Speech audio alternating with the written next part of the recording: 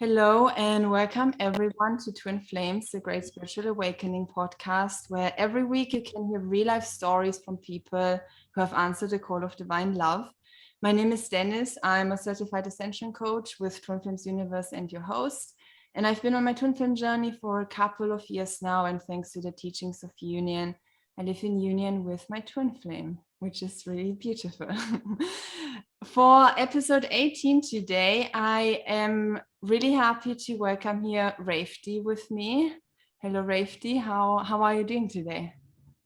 Hi, Dennis. Hello. I'm doing good. Doing really good. I'm really happy to be here and thank you for inviting me. Yeah. It's my pleasure to have you. And I am really looking forward to hearing more about your story and diving into all the successes that you've experienced through the teachings of union, because in preparation for this, of course, I've been kind of looking at what you've been doing on your journey, and you've really had a lot of success when it comes to healing your health and your body. You've been able to reveal a false twin flame as a false twin flame that you had a false twin flame experience for a couple of years, and through the teachings of union you revealed that person as a false twin flame. You recognize your true twin flame. You've been able to step into your life purpose. It's really beautiful to see that you know how much the teachings of union have changed your life. And I want to dive with you into all of these different areas today and really see what happened on your journey and how you had all of these beautiful successes. Yeah. Yeah. Cool. So my very first question to you is to go back to the very beginning. How did your twin flame journey begin? Yeah.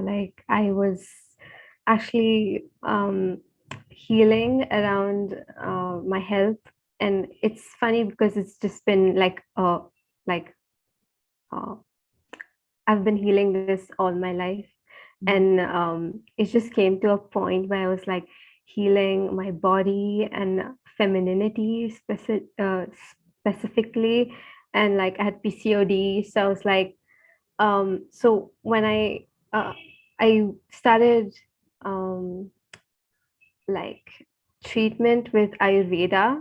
So that's where like the spirituality began. And I feel like that's how I just stepped into it. And as I went along, my doctor was the one who introduced me to the teachings of Yogananda.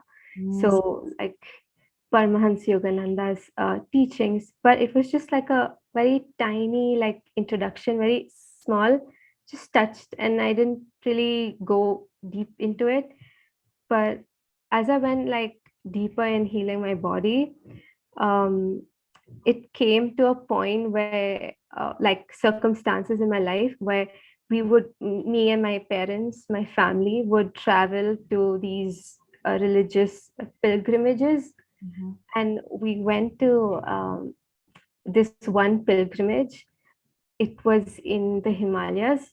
It's like it was called the Amarnath Caves. So it's a Shiva temple, and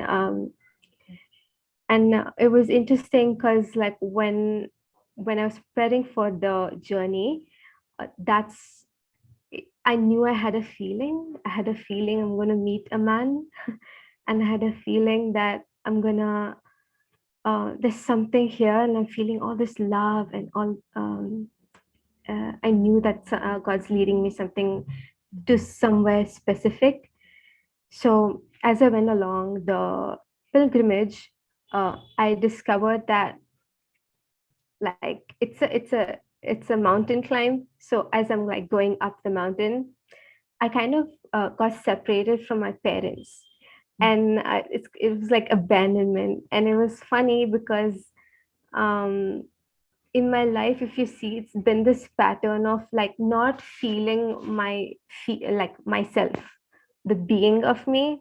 So it's always been like living for others or living for my parents. So when I like finally they were not there, it was a very obvious big thing. And I felt that feeling difference of, oh, it's just me now.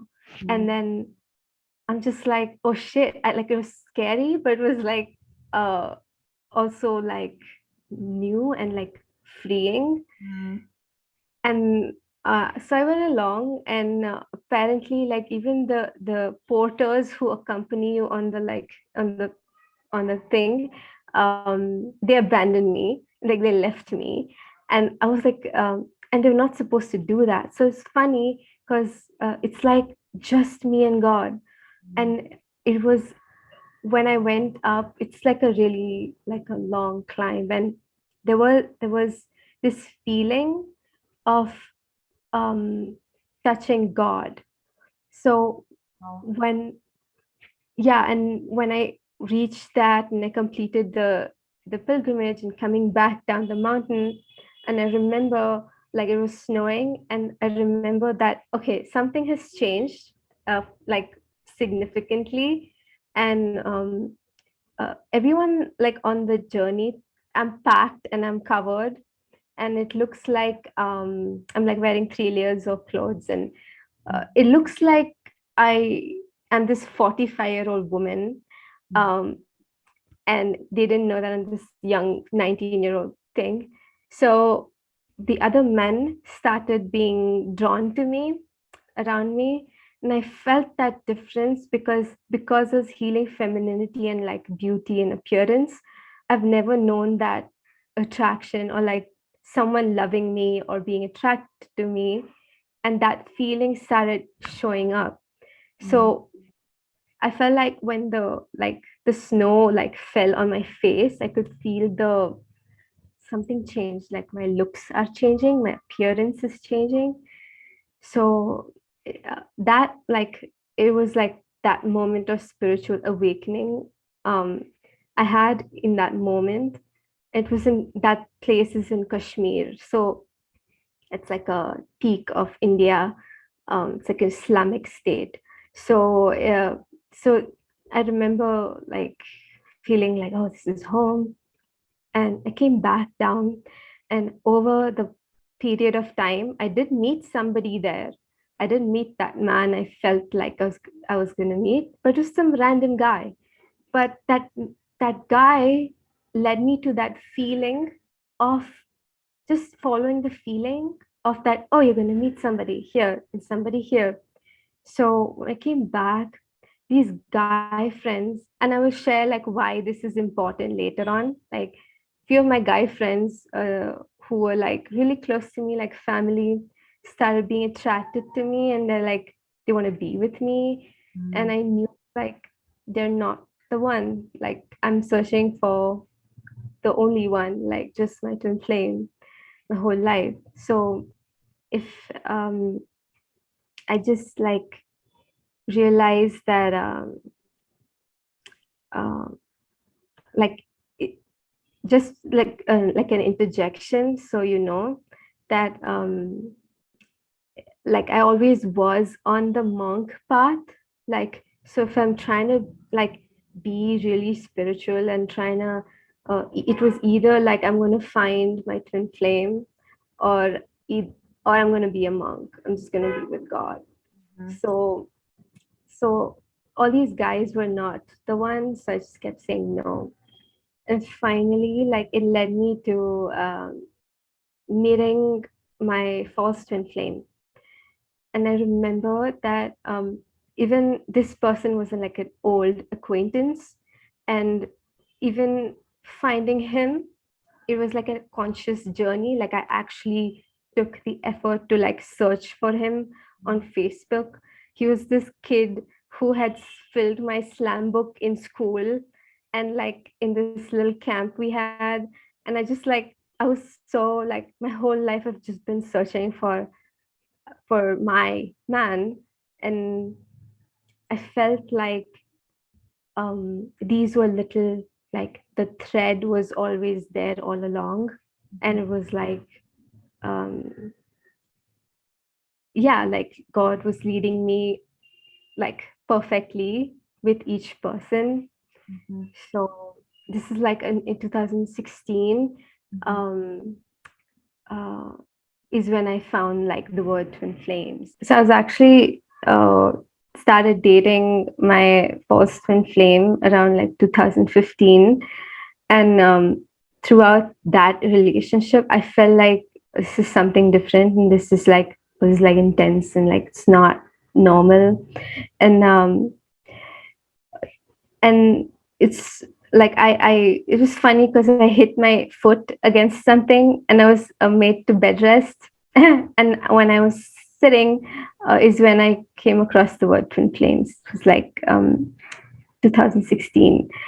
And it's funny because uh,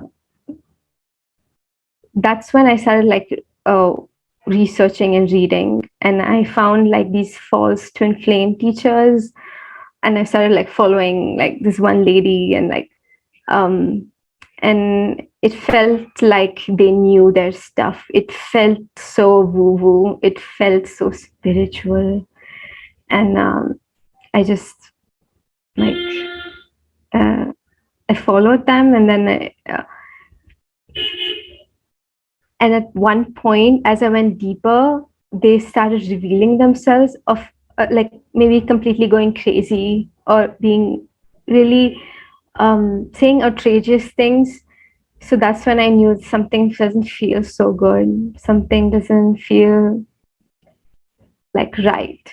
And I stopped like with that person, and then I was just like watching like card readings and the regular usual card readings everyone watches. And then it's just like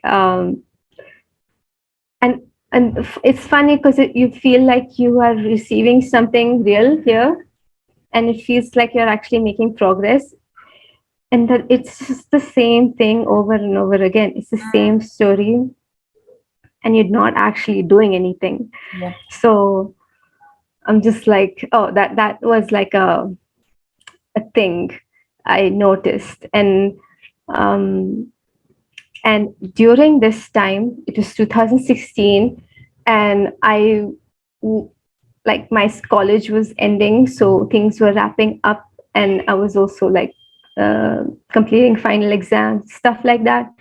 And that exactly when I finished college is when I had this like, I don't know, attack, you could call it, of neuropathy, which is like it happens from the spine, and like it's like hands and feet, the nerves of hands and feet start pulling, and it like the function stops. Wow. So I actually like had that in during that period. And if I look into that point now, I can clearly feel that that's God saying, stop going where you're heading. Mm. I was actually going, I was actually really moving towards my false twin flame, and it wasn't healthy, and I didn't recognize that actually at the time. And I'm going deeper, and I think I have these plans ready. I think I have my life's plans known to me, and God's like, no, stop. Like, and that's so I had to like really stop, and I spent a long time like really stop everything and recover. uh, so I started like healing again with my doctor, with Ayurveda. And that was like the main like pause point, where it was just me and my room and my treatment, my bed, my spiritual practice. Like that's it. So it's funny because like God just um, brought me back out of like this toxic false twin flame physical relationship I had with him, and like keep me safe and bring me back to him.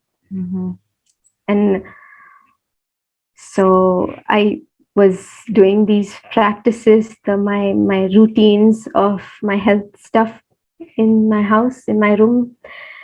And it was during this time when I learned about inner work, what's journaling, And so I started journaling, and I was just like feeling my feelings. And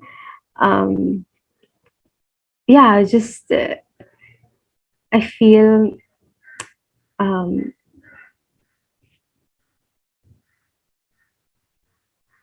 mm, something I'm saying, just like,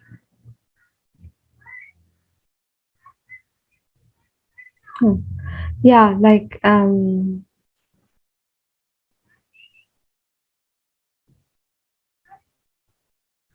trying to say something. Give me a second. It's okay, take your time.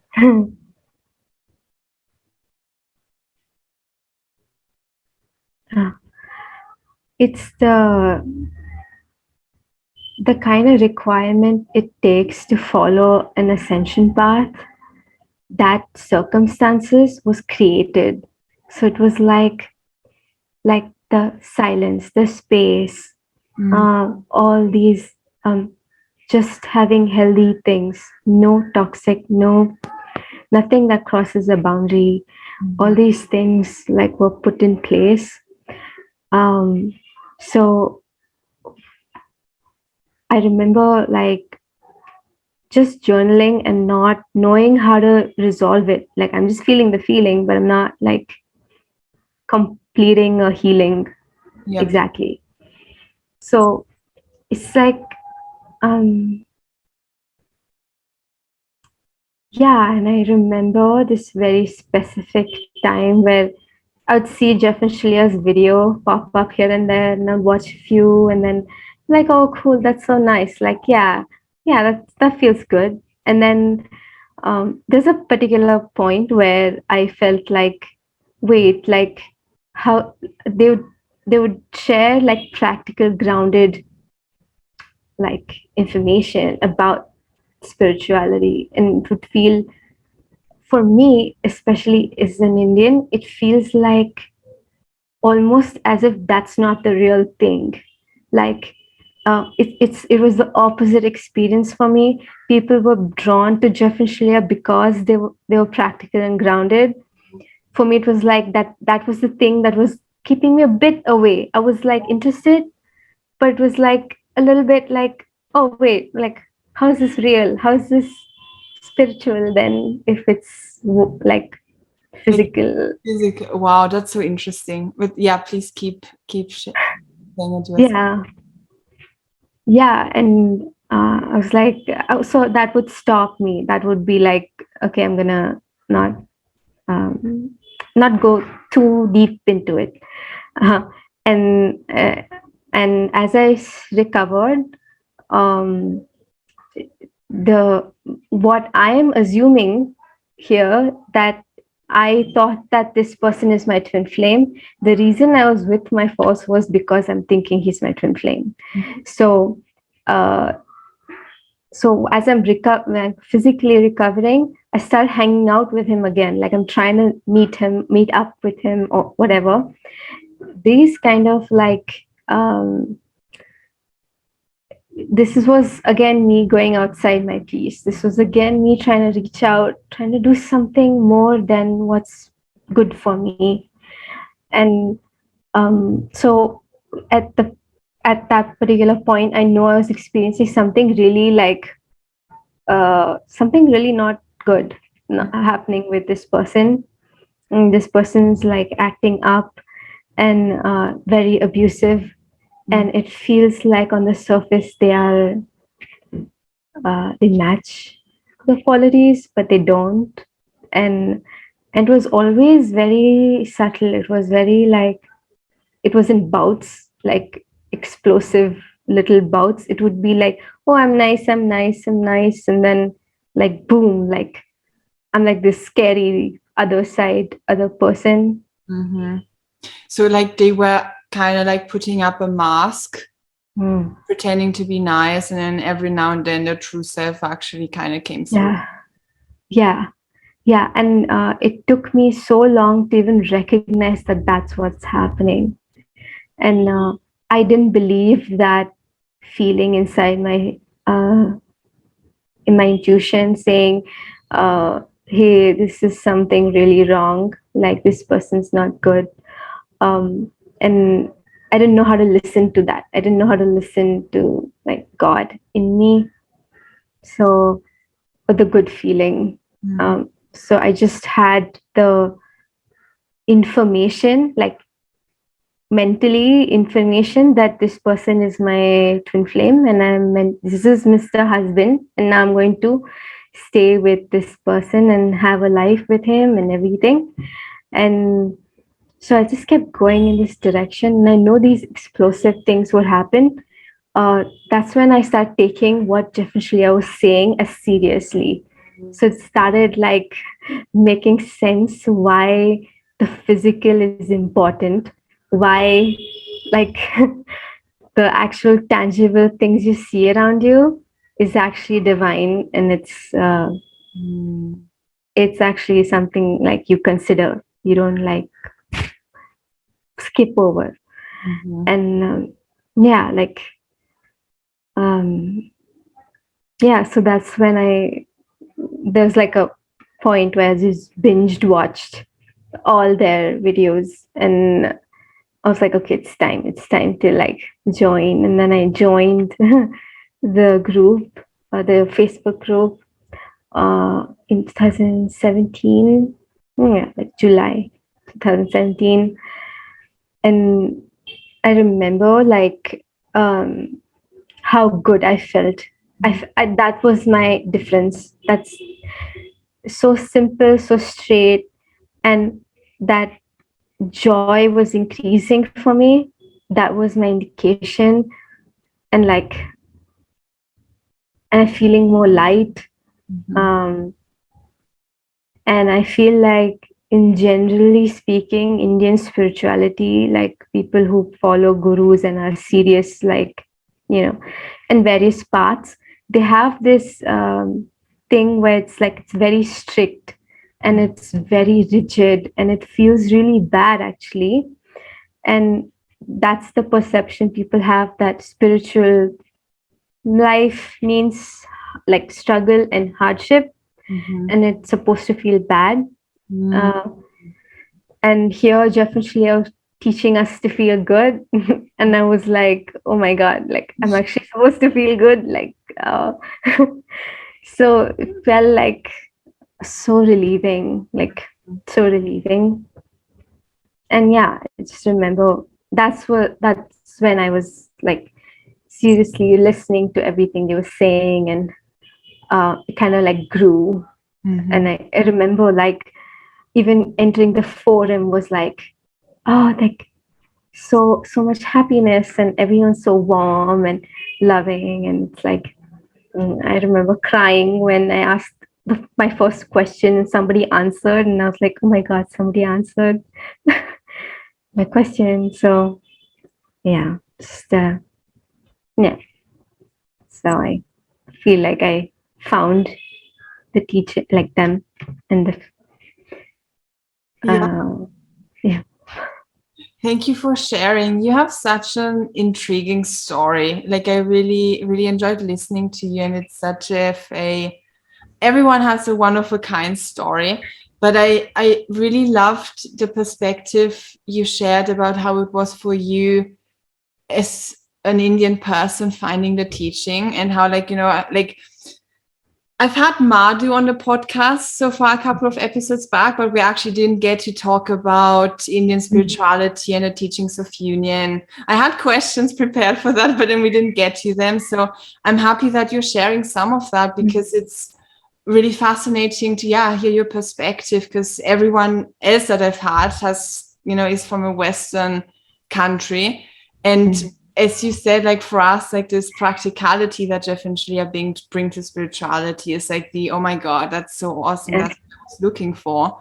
And then to hear from you that for you, actually, that was the thing that kept you, like, made you hesitate in the beginning, because you had you grew up with completely different like spiritual beliefs and beliefs about what spirituality is. Yeah. And that was, just really intriguing to hear that. And I guess, my follow-up question for you with that would be, what was it like for you then, once you found the teachings of union, Jeff and Shaleia, to integrate these teachings into the spirituality that you grew up with in India? Yeah, that's interesting. Like, because like I'm from a Hindu background, so we just continue with the Hindu way of rituals and like way of living or like praying to God, but um,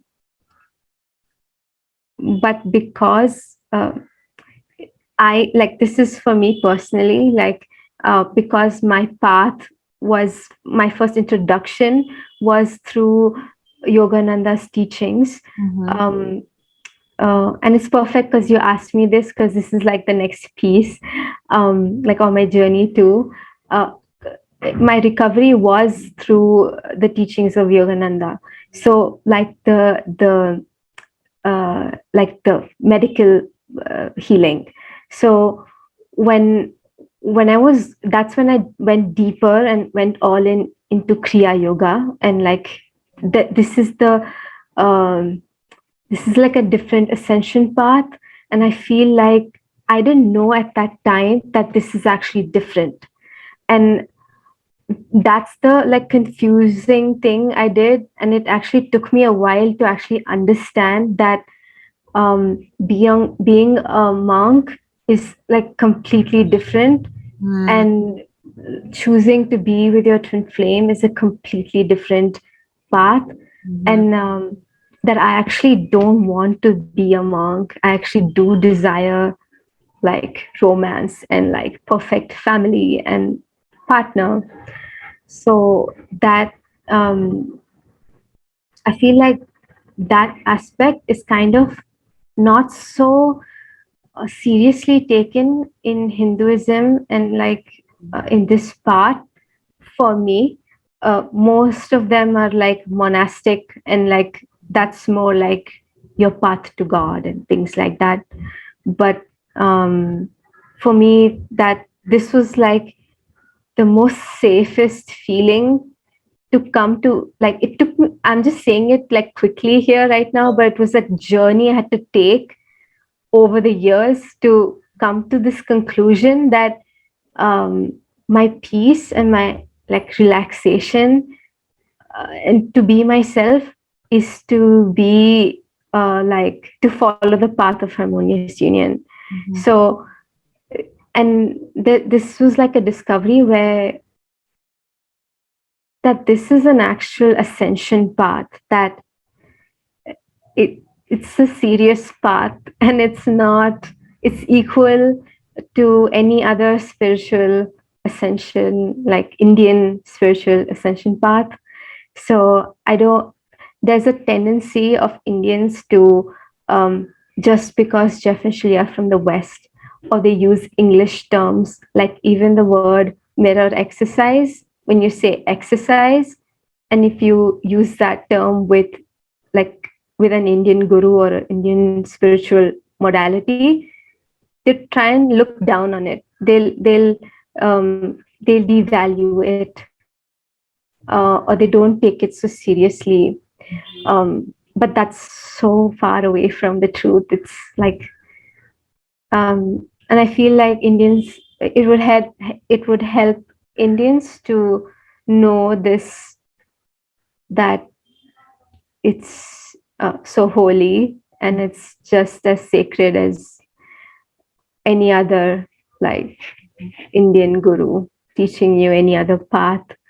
And um and it's really humbling. It's like I feel like even when you say that India is like leading spiritually, or is spiritually advanced, it's also to not like, I feel like for it's for us to be humbled by the West, by Jeff and Shaleia also, that they do know something about God that we don't. And it's so like humbling, and it feels it's actually the thing that's going to liberate us. as Indians, and I feel that's like really precious what they gift. And even like love, like romantic love or marriage is not that mm, like given import, like what's the word, like it's not treated as holy, it's not treated as something of God. I see.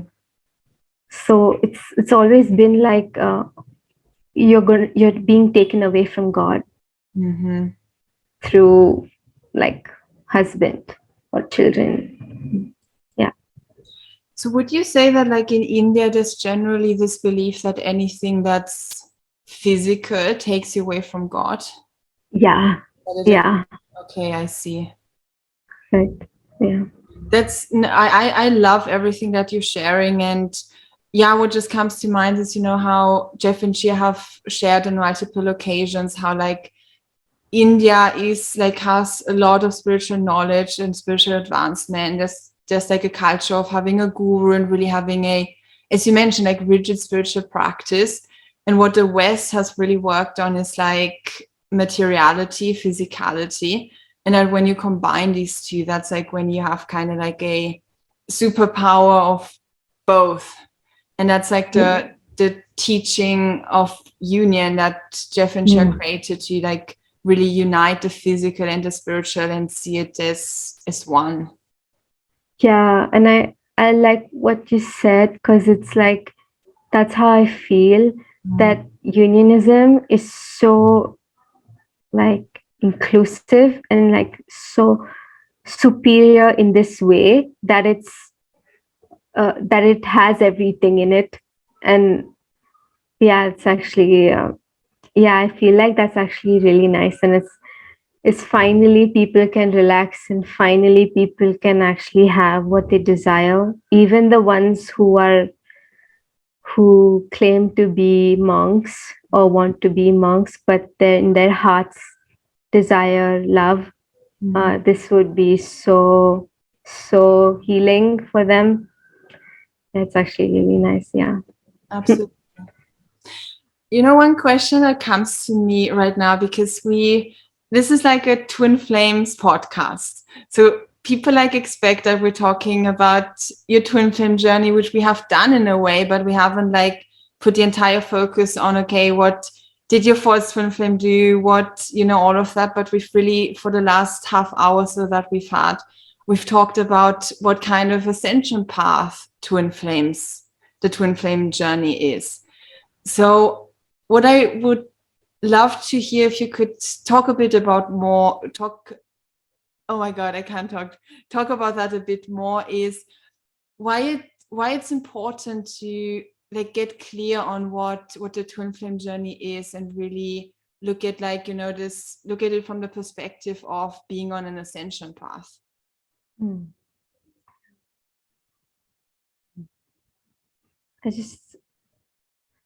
I feel like when I began the journey or began the teachings, it was somewhere like I still was living a soulmate kind of like relationship with my first twin. So it's like and I'm still like a part of me is still attached to the monk path, and I'm still like, and I'm here going all in to the twin flame teachings. So it was like so when I'm diving deep into the twin flame teachings altogether, these things that I think that is a relationship started falling apart. And it's like I didn't realize how big deal that is, that you actually have to unlearn the soulmate kind of relationship. And that when you accept the twin flame journey, it becomes like it becomes the monk path but with your lover. So it's like, it's really cool, you can have like both together. And so it's like, yeah, you choose God and you choose yourself, but you get to have all the juicy stuff that you actually really really desire secretly in your heart. like all the physical stuff. And I feel like um, I feel like I realized that it's so sacred, like even the physical things, the yeah. um and there's something like what I'm saying. Hmm.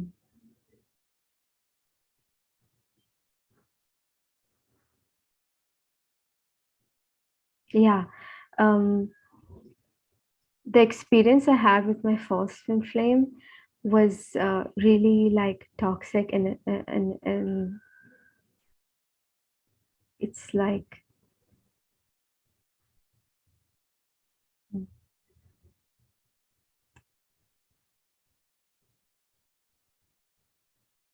it's what am I saying? um Take your time. Always. yeah.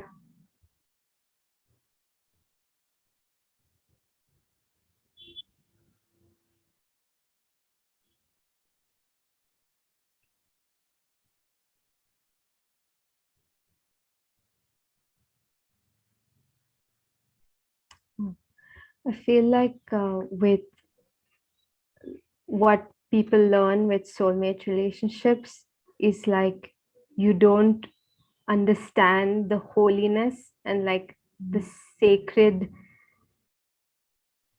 quality of a partner, or the sacred quality of a romantic love. that that aspect of God twin flames bring, and I feel like that's that thing that Jeff and Shaleia like gifted us, is like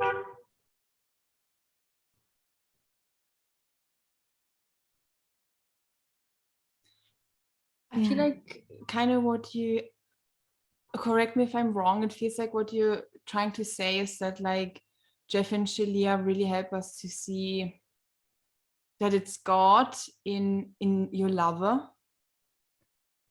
Yeah. something Yeah. along the lines. Yeah, and I feel like that kind of gets mm, skipped over, or like not considered Mm-hmm. as godly. uh so that was like a yeah. Mm-hmm. It brings back so much of health in romantic love. Mm-hmm. I feel like, especially like our generation of people, where there's like hookup culture and everyone wants to like just go around, and it's so cool and popular, and you think that that's like the way to have love, and this feels so much more safe. Yeah, Yeah. absolutely. In what way do you feel that Indian people, or you as in living in India, um, like in what way do you feel did you have an, I don't want to call it advantage, but I'm just going to use that word for like a better one, like advantage to be able to access like the God part and relationship with God part of Jeff and Shleia's teaching when you found them? Oh, yeah, that's interesting, because I feel like that was very easy for me to get. Like, it was really easy for me to immediately get to that uh, aspect. And because our way of life kind of already is revolving spiritually, like in the country, um, like a daily life or any small little practice we may do in the house um, is somehow related to God in some form. uh, that kind of comes easy, and it's kind of like I feel like when I was just reflecting on this part, it, it teaches us how to adapt and embody Jeff and Shalia's teachings and the path to make it a lifestyle. Mm-hmm. And that was really helpful. Like it feels um it, like the base is already set, and you just need to in fact, I feel like I needed to learn that, oh, it's okay to have a romantic partner, and like this side of things I needed to like heal so much around. And um yeah, and hmm, I love what you're sharing, because just to add my piece to this at the moment, you know how in the beginning we talked about how in India, like, or like what Indian people, like where the biggest struggle is when it comes to the twin flame journey is like to accept materiality and physicality. And with what you're sharing, it's like you can really see how in the West people have that down, but they struggle with like the having a relationship with God part, and seeing that it's God in your twin flame, it's God in everything that you have in the physical. And that's really beautiful to see how like the two cultures, like the East and the West, actually like complement each other, and bring it back to that beautiful point that you mentioned of like where the East, India has to like humble itself to receive what the West has, to the peace that the West has, and that obviously also goes the other way around, where the West has to humble itself to receive this peace of relationship with God that India has already down, because it's worked on it for like centuries.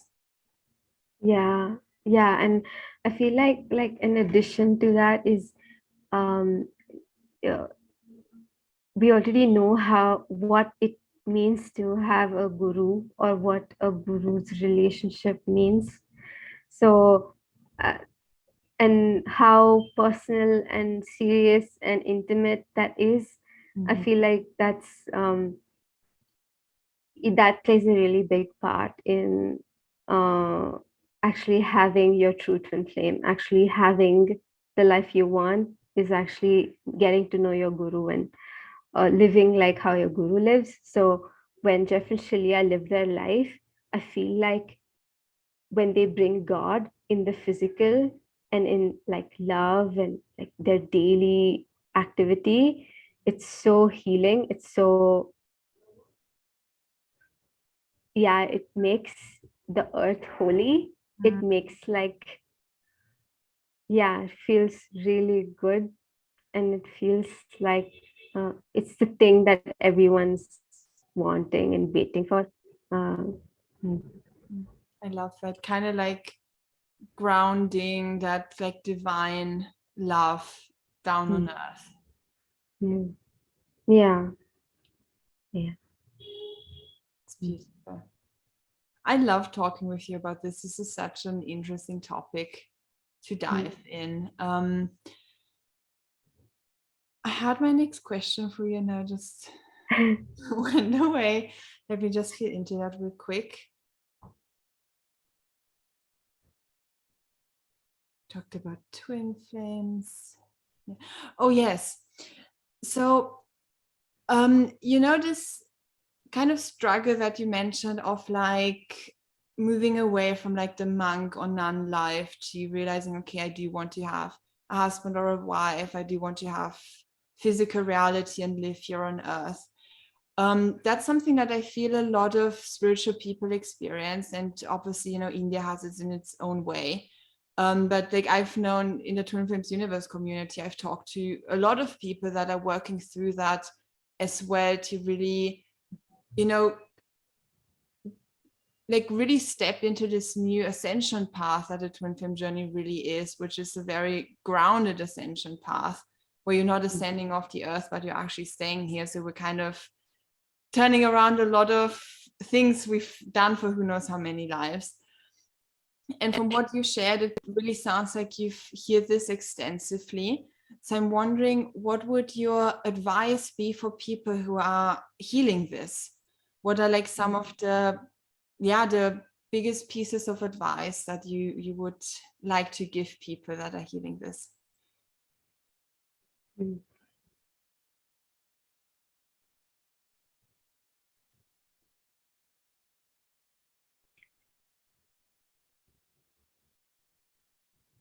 Yeah, for me, I feel like it's the realization that you're actually not one, like single person. Mhm. Uh, And when Jeff and Shaleia bring in your twin flame, it's like you've already, you've always been together. And I feel like that real understanding of the complete understanding of that um, will actually settle down that struggle of trying to like be the monk, trying to have some other guru. And for me, it was an actual learning that I actually had to give up the path of Yogananda. And I used to think that it's possible to do both. Mm. And that was a big thing for me. I feel like for even when I was deep into the community and the teachings, and I'm training to be a coach and everything, during that period also, I still at the back of my mind somewhere I was thinking that no, Kriya Yoga is still like who I am, Mhm. and the monk path is still who I am, Mhm. and the feeling of me. But no, as I went deeper in healing, and I just healed, I feel like this is like key. It's just doing the mirror exercise, like and just going all in. That was like, that was what revealed to me on the inside, and no one could tell that to me. Like there was nobody could come to me and say, hey, this is your real guru, like, hey, this is your real ascension path. I had to like feel that point inside of me. And when I remember like healing through this, and there's a point where it was like Jeff made it clear. He's like, you have to choose one. And that's when it was like, oh, that's an actual thing. Like the Mm. monk path is an actual thing that leads you to be monk, and it leads you to some other place. And being with your twin flame and having heaven on earth and this life leads you to this other place. And they're like, sure, they're both God, but then you like really ask yourself in your heart of hearts what you actually want. Mhm. And like I feel like that peace that came in when I finally let go of the Kriya Yoga, let go of the monk path, and just relaxed that, okay, this is my ascension path, and this is like the way for me. That was like, um yeah, that settled in. And also like, mm,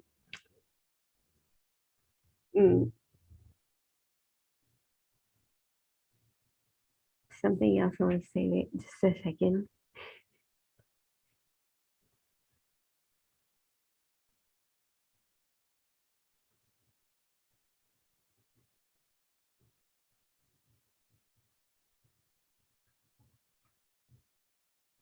Mm.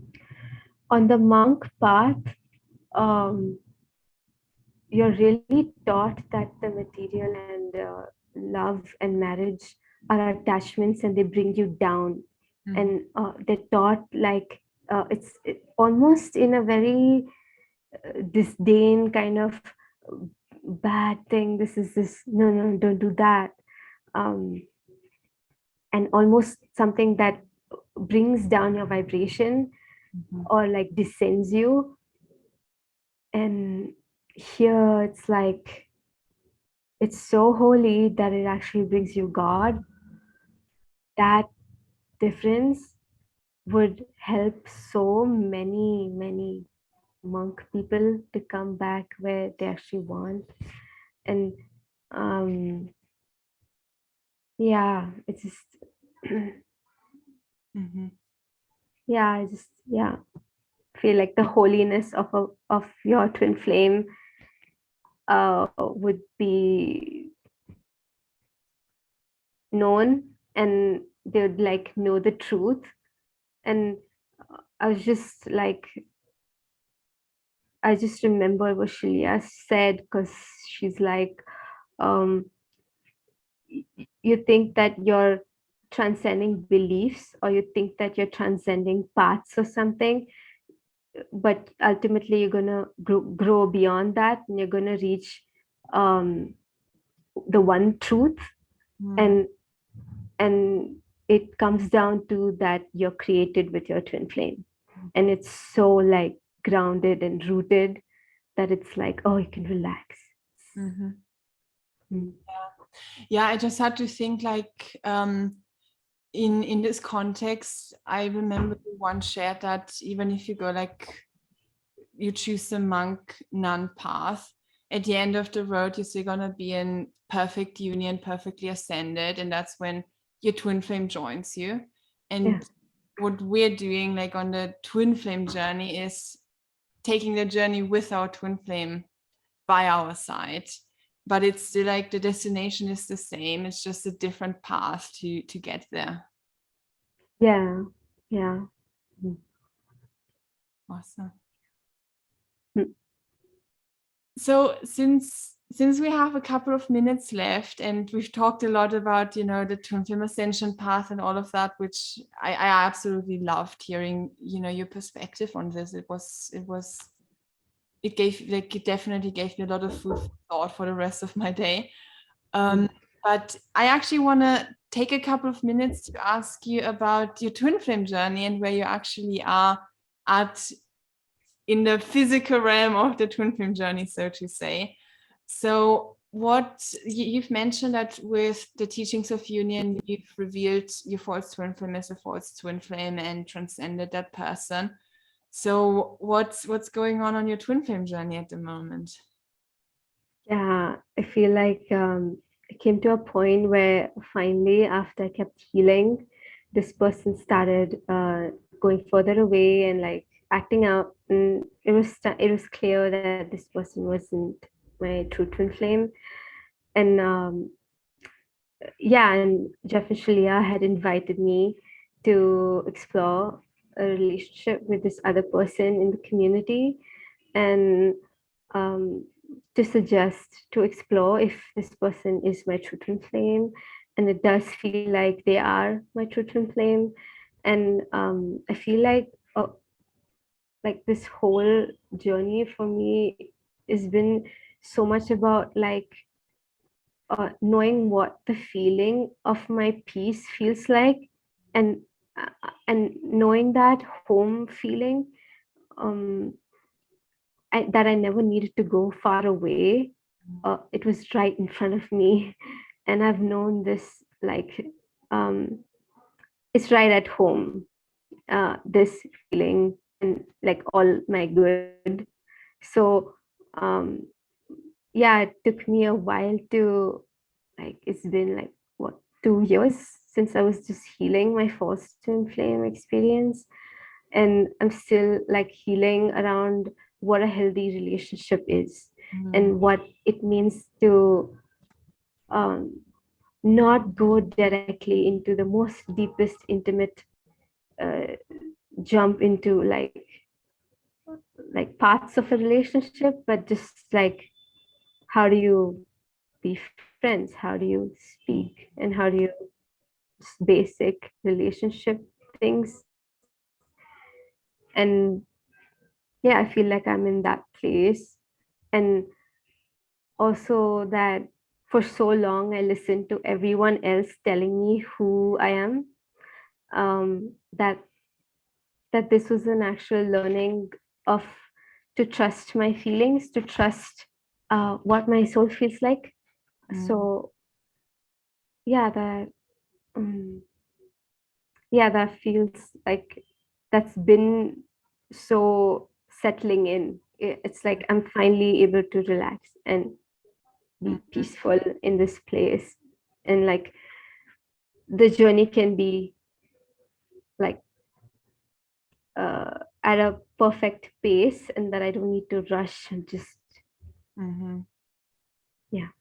I love that.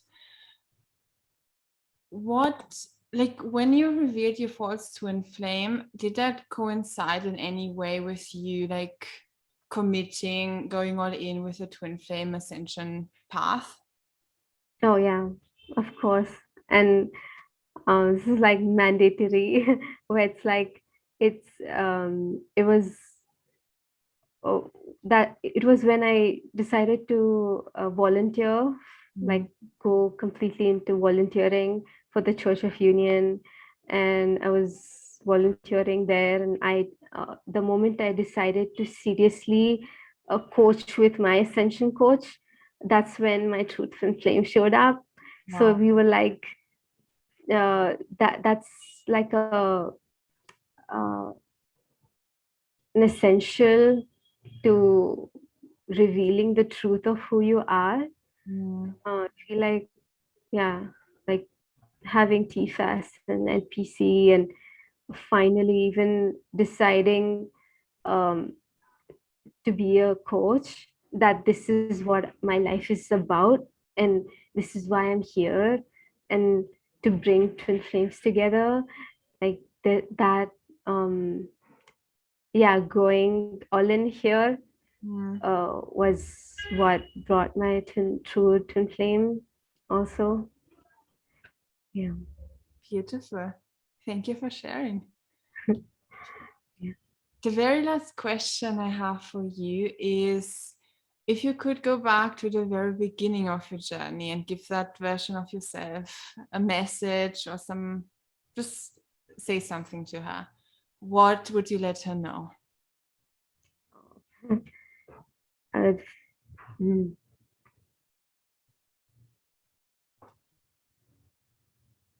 yeah, I'd say that she'll find him, and that and he was right here at home, and and that she never needs to ever leave her peace. She never needed to um, exhaust herself or cross boundaries with herself, um, to receive her good, that she can have what she actually desires in her heart with peace. Mm, that is so powerful. I love that. Mm. Amen. Yeah. Yes. Mm.